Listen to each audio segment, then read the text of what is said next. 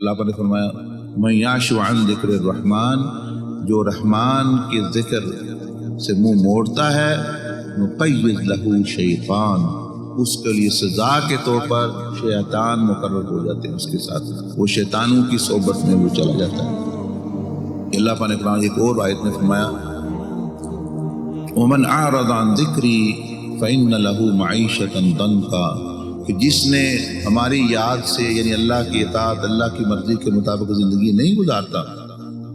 فرمایا ہم اس کو زندگی تنگ زندگی، پریشان وہ ایک پریشان کن زندگی گزارے گا، یعنی یہ زندگی بھی اس کی پریشان ہے۔ تو آپ دیکھ لیں جتنے دنیا دار اللہ کو چھوڑے ہوئے ہیں، دین کو چھوڑے ہیں، چاہے وہ کروڑوں میں ہیں، چاہے وہ افسر ہیں،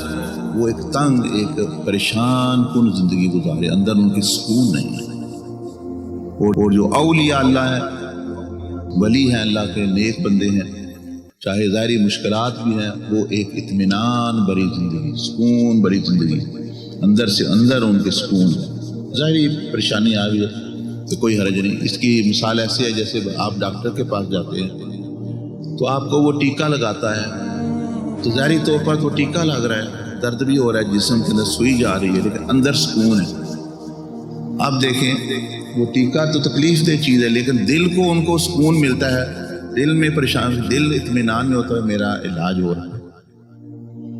تو اسی طرح سمجھ لیں کہ ظاہری جو پریشانیاں یا مصیبتوں کے ٹیکے ہوتے ہیں، اولیاء اللہ کو پتہ ہوتا ہے کہ اندر سے کہ یہ ہمارے لیے جو ہے اس میں فائدہ ہے، صبر میں فائدہ ہے، آخرت میں فائدہ ہوگا، دنیا میں فائدہ ہوگا، تو وہ چیز ہے۔ تو اس طرح جو ہے یہ معاملہ چلتا ہے۔